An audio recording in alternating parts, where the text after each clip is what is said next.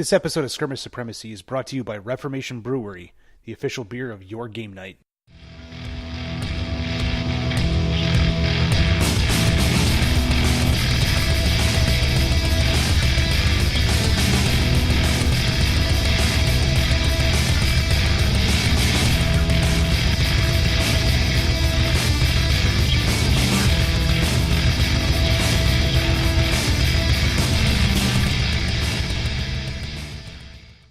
All right, folks, we're back with another episode of Skirmish Supremacy, and tonight I will be flying solo, so it's sans Nick. Unfortunately, he had to get stuck at work, so no Nick tonight to sit in the background and paint minis and, throw in his magical quips here and there. So tonight it's just going to be myself, but as per usual, I do have a guest. We have Geoff Sims from Oakbound Studios. Jeff, how you doing tonight, man?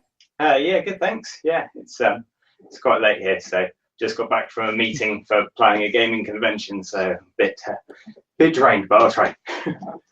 All right, perfect. So I'll put on as much energy as I can. All right, so we're gonna fake it till we make it on this one. Yeah, awesome. So, Jeff, let's talk a little bit about some of the stuff that you have been working on. So recently, you had a Kickstarter called Factious Waste that you did just pull the funding from it. So you're looking at reworking this. Sure. Yeah. We're just replanning the release schedule on that one. Should be looking towards a print release coming out around February time.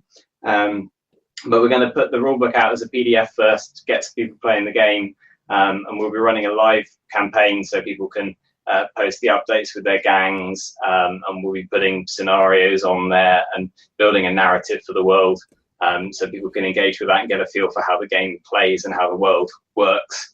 And then off the back of that, we'll do a series of staggered miniature releases and then try and hit the book around February time. Okay, perfect. So you pulled back off of doing a full shebang into you're focusing it now into getting the social media aspect and getting the community built first before launching it. Okay. I mean, this is something that we've been working on for about 4 years now, so it's fairly thoroughly developed. And we were all quite keen to do a big release, get everything done in one go. And I think it was pushing us a bit too far. We were a bit rushed on some of the sculpting, so some things weren't quite right. We didn't quite get some of the costings as we wanted them.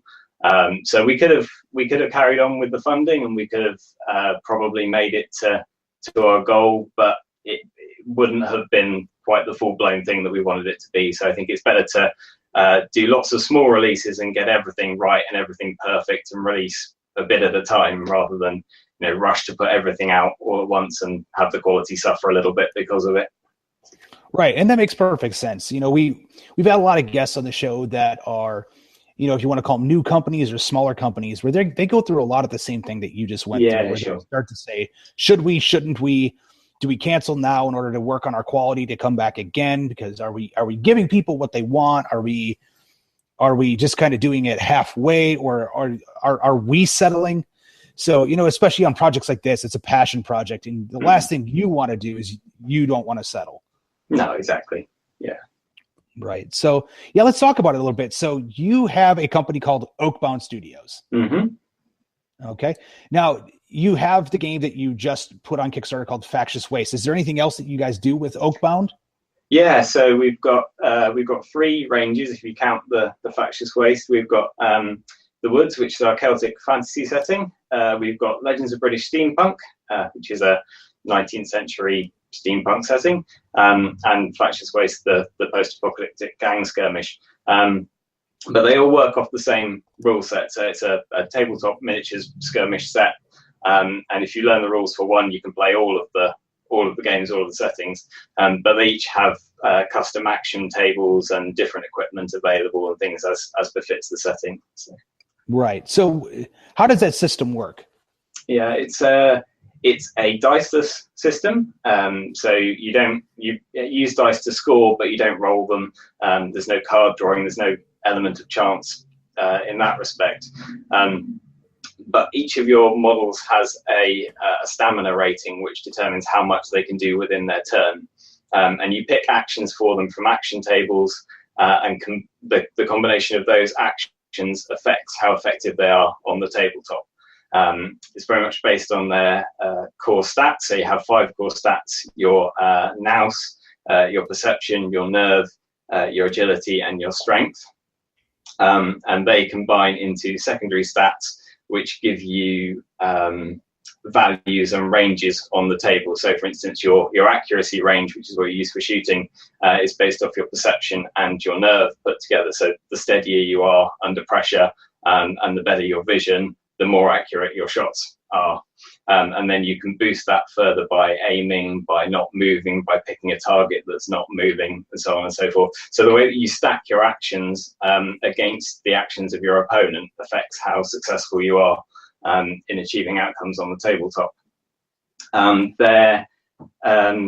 We deliberately wanted to have a game that was simple to learn and fast to play, but that had lots of stuff going on within it. So you've got lots of different skills, you've got lots of different items of equipment, you've got traits, which are like negative skills that your opponents can apply to your characters as you go through a campaign.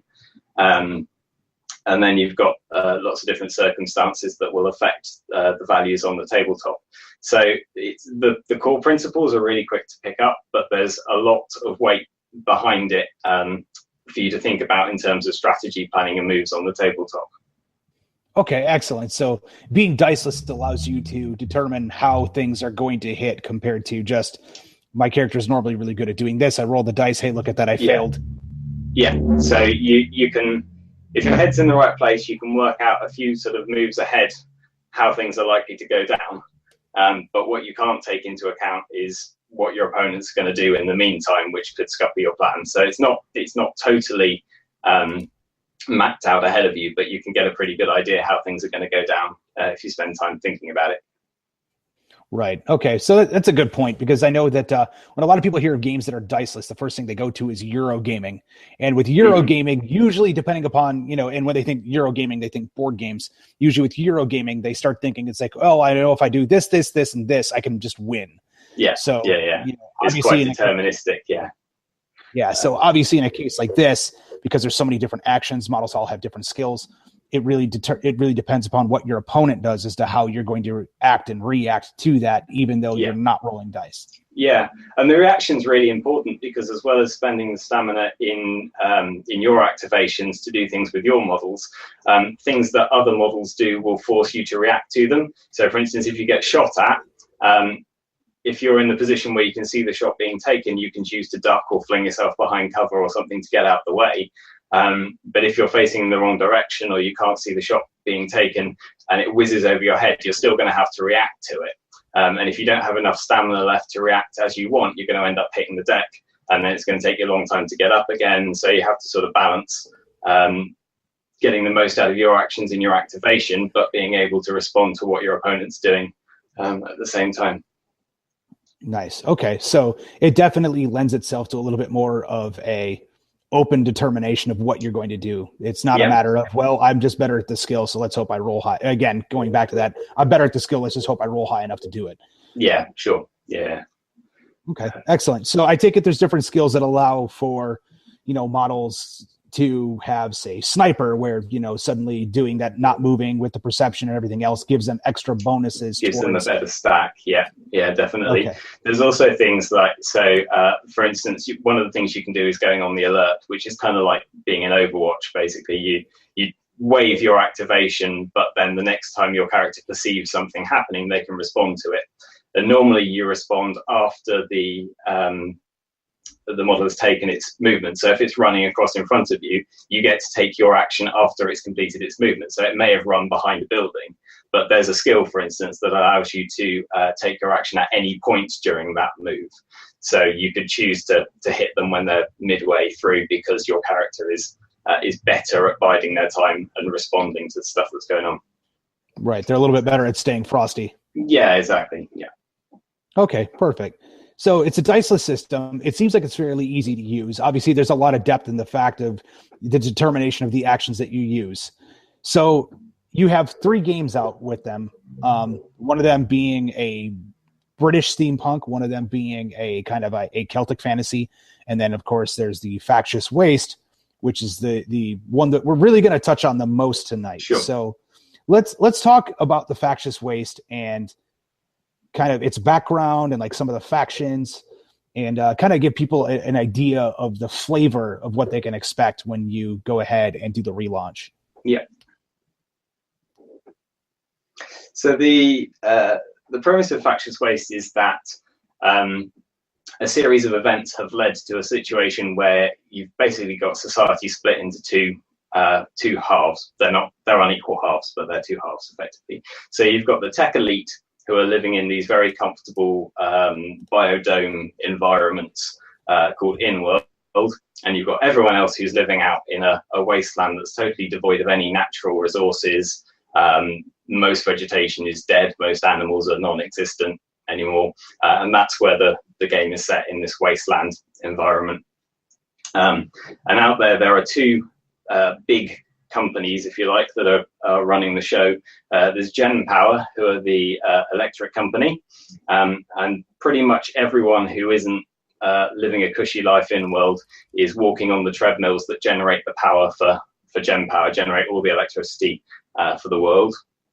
And then there's the Refrat, the recycling fraternity, who run the reprocessing plants. And because there isn't any natural resources left, the only way that they can get raw materials for creating more goods is by recycling what's already been made. So they take all the waste from in-world, reprocess it, and send it back as raw materials for the printers that run in-world. And the groups that do that are the trash runners. And that's really where the game focuses on, the trash runners, who are these kind of rock star, cowboy, smuggler types, who live this very glamorous lifestyle, hauling trash, hauling scrap from in-world back to the reprocessing plants and back again. And they get paid quite a hefty sum for doing this, because as well as vying against rival reprocessing plants, they also have to come up against people like the neo-primitives, who are essentially tribes people who idolize a world that they believe used to exist. So they revere the sort of derelict cities and traces of the 21st century that they live among. But they have a very glamorous, very idealized view of what life was like there. And they try and cling to that civilization, even though it basically doesn't exist anymore. So these trash runners taking scrap from under their noses and driving across their sacred hunting grounds in big convoys is something that really winds them up. So they have to compete with those. And there are the artisan collectives, who are handcraft people. Handcraft's a big business in world where most stuff is computer generated and created by 3D printers. So to have something handcrafted is a luxury commodity. And these teams of artisans hunt the wastelands for rare things like scraps of leather and bits of wood that have survived, to try and craft these things that will earn them lots of money. So they vie with the trash runners for scrap. And then you've also got the donutters, who are former police enforcers from in-world. And the way that crime prevention works in-world is that the police force are wired in to the internet effectively, so that they patrol cyberspace as these sort of virtual reality characters, very kind of Judge Dreddy types. And some of them, because they spend their whole lives wired into this system, they get to thinking that they are those cops. And so that makes them a bit unstable, and they become a bit of a risk. So they get sent outworld to deal with crime prevention out there, as if they were these characters. But the reality is that they're these great fat guys who sit at desks the whole day and eat donuts, hence donutter. So you get these very well tooled up guys who are slightly manic, running around the wastelands, or trying to run around, but they're all quite overweight and unfit. And it's so they get exploited by the tribes people for their tech, and by the trash runners for their in-world contacts and things. So it's more of a hurried shuffle than a run. Yeah, I would think so. It's a bit of a waddle, but if they manage to survive outworld, for any amount of time, then they can get some proper grit under their belts. And because they've got this delusion that they're these mighty sort of outworld warriors, they can be quite accidentally formidable because they don't have the same understanding of what's going on as everybody else. They're a bit blinded by their own egos. Right. So where everybody else sees the real world as like the harsh, gritty reality it is, because they're like cyber cops. They treat everything like a John Woo movie. Yeah. Like basically jumping over barrels, two guns blazing, and everybody else is looking at them going, I don't know what's going on, but I got to take cover. Yeah, absolutely. Except that they do it really ineffectively. So it's like imagine a really badly shot movie. Gotcha. There's also so the last faction is the Luddites, who are former workers in the Gen Power power plants, and they're determined to bring down the corporation from within. So they're basically boiler-suited worker revolutionaries, forming these little packs and trying to grab technology, trying to grab armaments as and when they can, and do as much destruction to their former employers as possible. So those are the main sort of factions. But when you're creating your posse and your gang, you can pick and choose from among them. You're not sticking with one faction all the time. So you can have say a trash runner leader who is followed around by a posse of neo-primitives who escort them across the wasteland. You can have some Gen Power, Gen Core enforcers who've got artisans on the side helping them out and fixing their gear and all the rest of it. So you mix and match according to what models you want to play with, and what kind of flavor you want your gang to have, what kind of special abilities you want them to be able to tap into. Okay, so how many model entries are there per faction? It's usually between 4 and 12 models. So the way it works is you pick a leader, they have a faction, and then there's a matrix of points that lets you pick models from other factions. So for instance, the Gen Core and the Refrat really don't get on very well. So if you've got a Refrat leader or a Gen Core leader, picking the opposite faction is going to be quite expensive for you. Whereas picking a neo-primitive is, say, going to cost you 5 points, or an artisan is going to cost you 10. It might cost you 30 to have a Refrat character. But if you pick a trash runner, then it becomes cheaper to buy guys from other factions.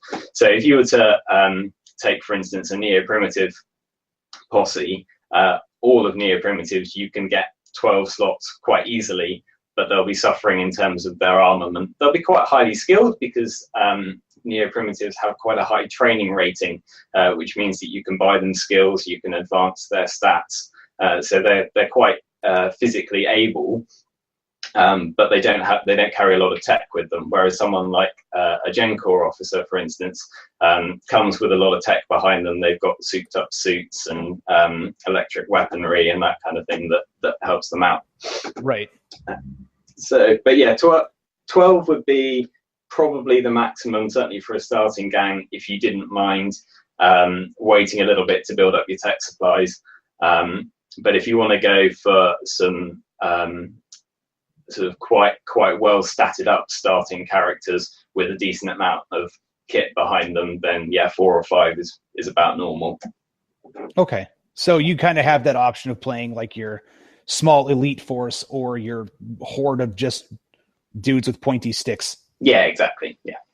Okay. Awesome. So to me, this sounds like it definitely has the makings for like a campaign system or a progression system. I take it there's something very similar to that in Factious Waste. Yeah, absolutely. And the whole thing is designed to run off a campaign system. So you've got injuries that you can sustain between games. You've got locations you can visit for buying and selling stuff, taking on contracts, recruiting more members of your gang. You can find scrap and sell it in various places. There's 3 currencies in the campaign system. So each of the main factions have a different currency, and by cleverly buying and selling in between games, you can gain an advantage by dealing in currencies. or you can take on contracts. You can take on trash running contracts.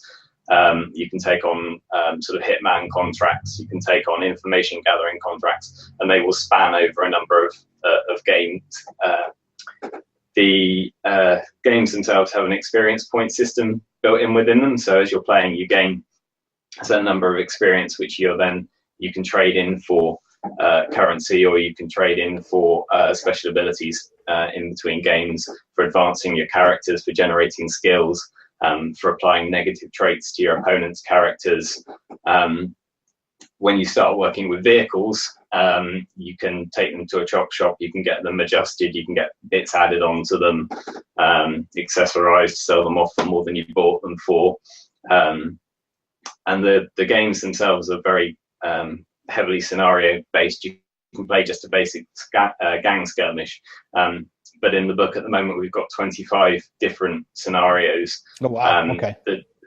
That are all quite different, and they're structured in. So you've got establishing scenarios that are they work as the beginning of a narrative. So they sort of set up the situation for you to work from. Complication scenarios, which are concerned with usually trying to generate resources to go and do the thing that you've been asked to do. Climax scenarios, which are like major shootouts, robberies, highway chases, that kind of thing. Then you've got fallout scenarios, which are for when things start to go bad.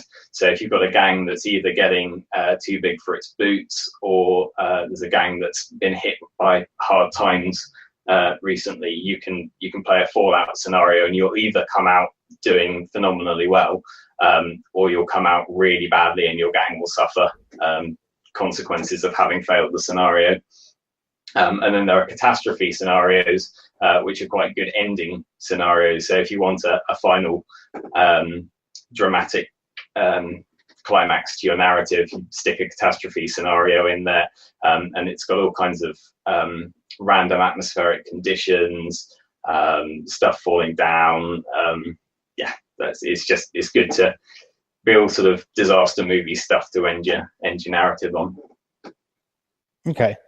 So you have different things that you could add to the games in order to really expand upon how it goes. So you could have, I guess you want to call it the relatively safe game, where really the only threat on the board is going to be my opponent, or I could have stuff like, the catastrophes, where it's like, oh, not only am I having to worry about my opponent and what they're doing, but the fact that there's, basically an acid rainstorm coming through that also is like exactly caught up in a Sharknado, or something equally ridiculous. Where it's like, we're all going to die for a Sharknado. But yes, absolutely. I mean, there's acid rain in there that builds up to a degree that it's not safe to be outside anymore.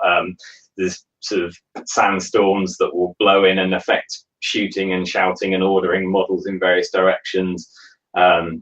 You've got landslides, you've got cracks opening. So that, and those are all those atmospheric conditions that are dice based. So there is some random element to choosing those. It's not like you can predict what's going to happen essentially. So So you kind of throw them in there, and you're just, they may or may not happen. Yeah, or So a lot of them, like the acid rainfall level and the sort of mists descending, will be based on a dice roll plus the turn counter, for instance. Okay. So as you're counting turns up and you're adding a dice roll to it, it's more and more likely that it will happen. So you're trying to get stuff done as quickly as you can, because it's coming at some point later in the game, but you don't exactly know when. Right, so sticking in the middle of the board, just shooting everything possible, may not be your best option. May not be great in that situation, no.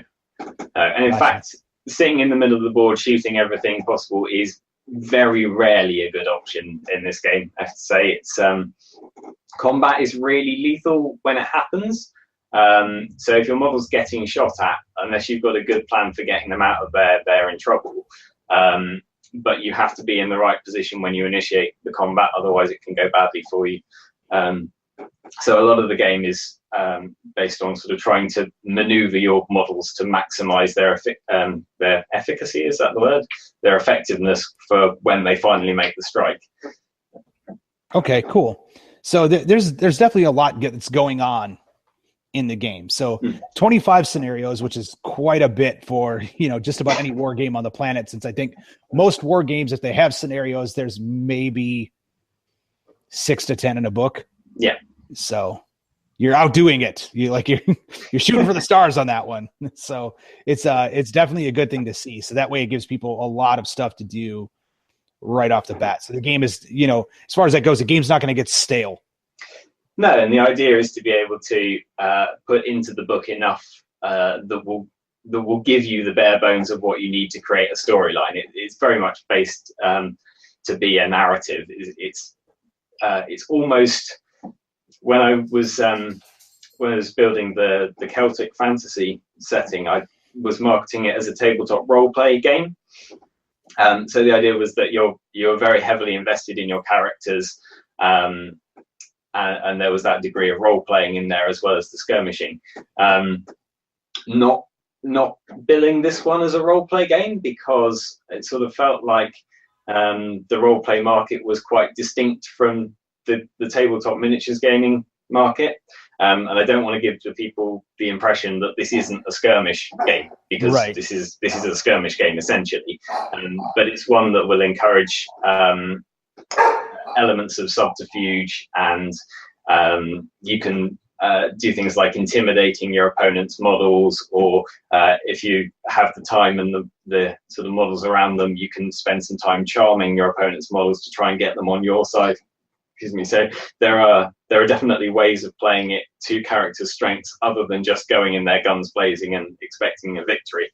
So it's trying to encourage a bit of thinking around, well, we've got this objective essentially, rather than kill them all is a good objective in some of the scenarios, but it's not always the aim. The aim is quite often to get something, achieve something, and get out without taking too much damage. So there are ways and means of doing that other than blasting your way in and blasting your way out. All right, cool. Because that was going to be one of my next questions. Is like, how, with everything that you kind of stated, obviously it sounds like we're definitely talking about more objective-based gameplay across all your games. I know that we're really kind of focusing on the Factious Waste, but the fact that, like, yes, you could have a combat monster, which that's what they're good at, that doesn't necessarily mean that they're going to be the best choice all the time. No, absolutely not. In fact, if you tool your models up for just for combat, you might even find that they're not that effective at combat, even though that's what they're designed for. Because if somebody can get you in a situation which is disadvantageous to you, if somebody can get 4 of their models around you and you haven't seen them coming, then however good at fighting they are, they're still at a disadvantage in that situation. So putting all your eggs in one basket is definitely not the way to go with this one. Okay, excellent. So, having like your tech heavy characters and things like that, which, most war games would look at as like the quote unquote utility model, is actually, it becomes a much more attractive choice.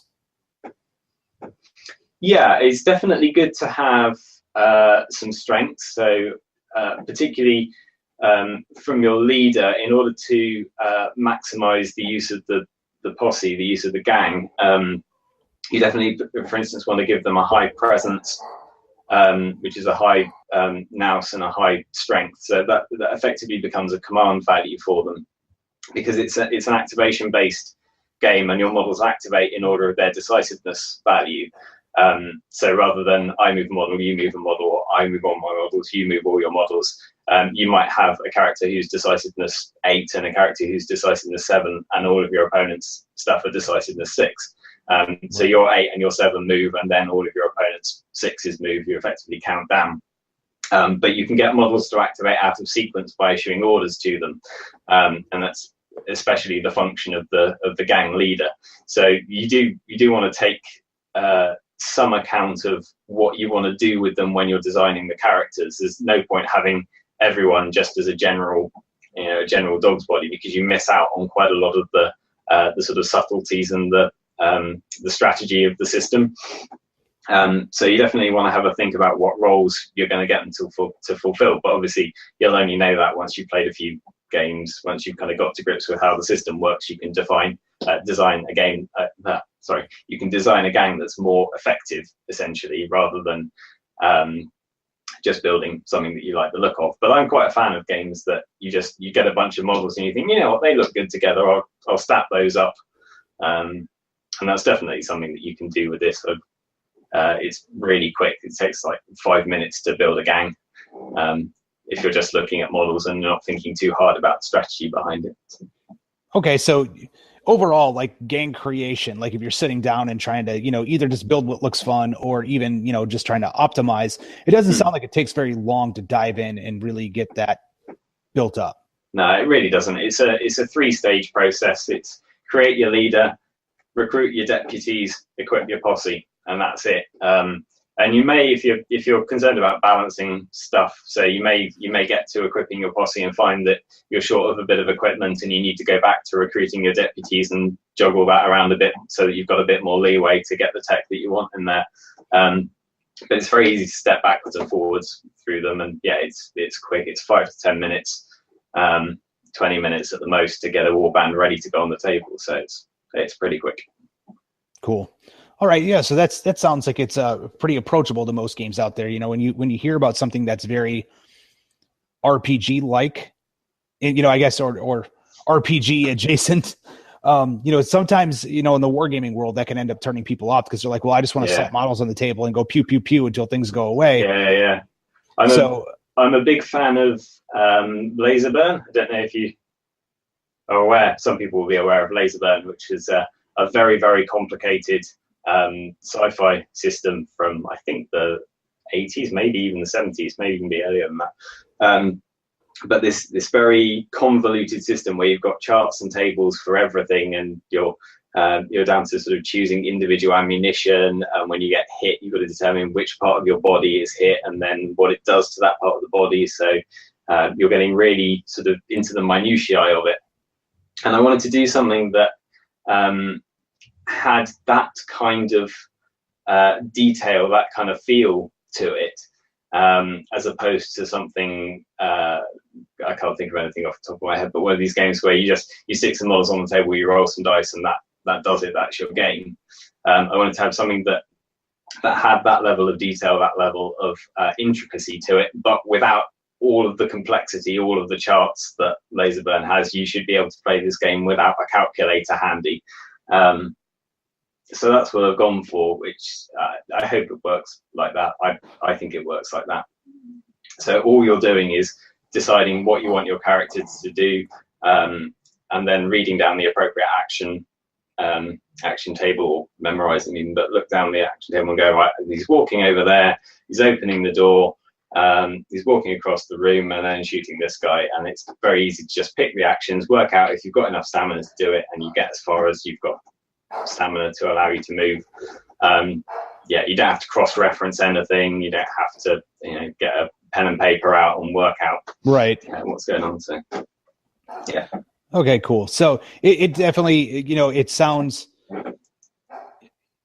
like you've taken the chart heavy of old and really just streamlined it down to be like, what, there are a lot of options, but it doesn't take a calculus major to figure it out. Yeah. You only have to go as deep as you want to go. So if you want to pick an interesting skill, you might have to learn a few more bits. You add a few more bits to your table, but you only have to add the bits if you're picking the skills. So you don't ever have to learn the entirety of everything. You only work with what you've got. And it's an important rule in there, which is that if you miss something, you miss it. It's gone. So if you forget to add something into one of your calculations, you forget to add the bonus to your shooting range, for instance, you can't go back and correct it. That's one of the things that happens. So. Right. So where a lot of war games, for people that are kind of new to playing it, they might be like, oh, you know what? I forgot to add this in there. In this game, it's like, nope, you forgot to add it. Yeah, it's done. Absolutely. Yeah. You forgot it. So it didn't happen. So you forgot you could do that. So you didn't do it. So you don't get the bonus for it. And you're absolutely not allowed to pre-measure. So that's another thing, because things like movement and shooting are based on generating a range. you need to guess what that range is before you work out what actions you're going to take to lead up to the movement or to the shoot to make sure that you cover the distance. So you're not allowed to pre-measure beforehand, because otherwise you'd know what distances. So having a good eye for distances and being able to think a couple of moves ahead is how to get good at the game. Okay, excellent. So I was kind of wondering about that when you started talking initially about the diceless system, because I was thinking to myself, well, if that's the case, I always know the effective range of my gun because I could always measure out and say, hey, it's 12 inches. Well, in a case like this, no, I can't. So if it's, I'm putting in the effort for a 12-inch range and they're 12 and a quarter, well, then so you're thinking, so my model's got an accuracy of 5. He's shooting at a model within his field of vision, that's +3, so that's a range of 8 inches. He hasn't moved, so that's +2, so that's a range of 10 inches. My opponent's model hasn't moved, so that's plus another 2, so that's and then you've got to work out if you think that's the distance, and if you think it's a greater distance, then you're going to have to spend stamina aiming beforehand, or you're going to have to wait until next turn and hope that they don't get too close into you. So it's you can't just sort of measure it and go, right, I need somehow to add up to this 12 inches. It's a bit of guesswork. Gotcha. That makes sense. I like that a lot, especially on a diceless system. It's the perfect fit. Now with everything going very much like, we're trying to keep the game a little bit lighter, a little bit simpler. A lot of companies now, they did away with pre-measuring, for good or ill. I can see it both ways. In a case like this, I definitely see to where pre-measuring not being allowed is a good thing. Unless you've got a skill that allows you to pre-measure, of course. Well, okay. Well, in that case, that blows that right out of the window. So, but then you've had to have got your model to that point and invested in that skill, and then even then you can only do it under a certain circumstance. So it's yes.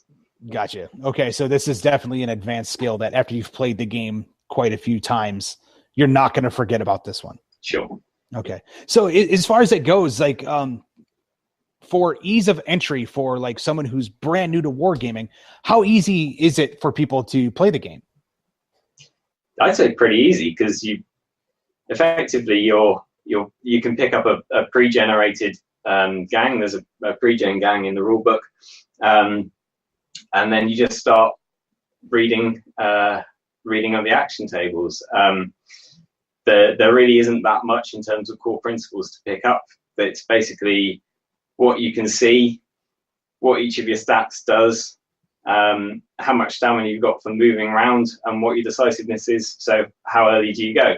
And armed with that information, you just stick your models down on the table and think, what do I want them to do?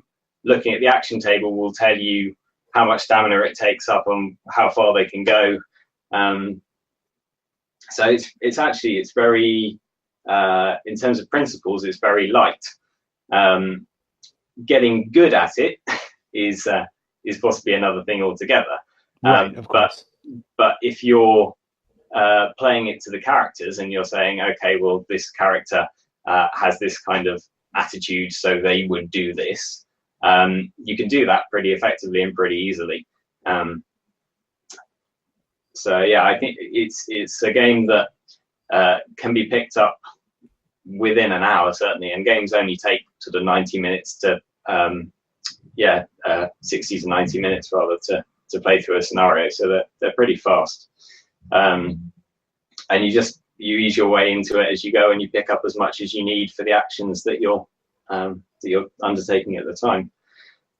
So I'd say it's probably easier to get into as somebody who hasn't done that much wargaming than if you're used to a circumstance where a dice roll is determining how effective you are. So if you're used to just sticking something down, saying, okay, I've got so many models, I've got so much percentage of hitting, and then rolling, you might need to get out of that mindset a little bit in order to get the most out of this system.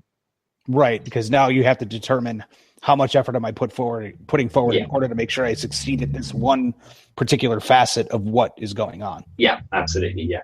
How am I directing my energies? How am I directing my stamina towards one particular goal, or am I splitting it against everything?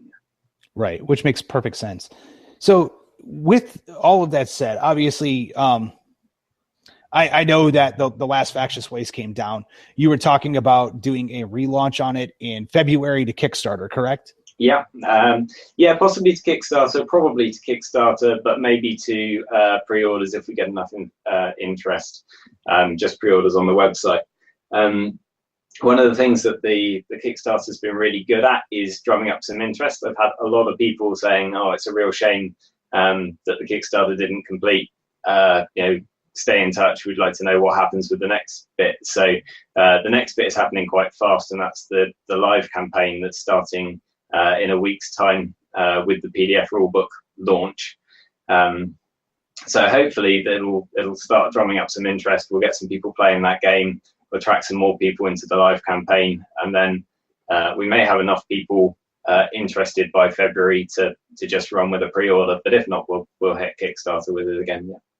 Right. So about how many people are you thinking right now you would need in order to just go straight to pre-order? Well, I reckon if 30 to 40 people pre-ordered, we'd be there. So it's not that many. When you start taking out Kickstarter's fees, you find that you can reach your target pretty easily with a pre-order. Right. That makes sense.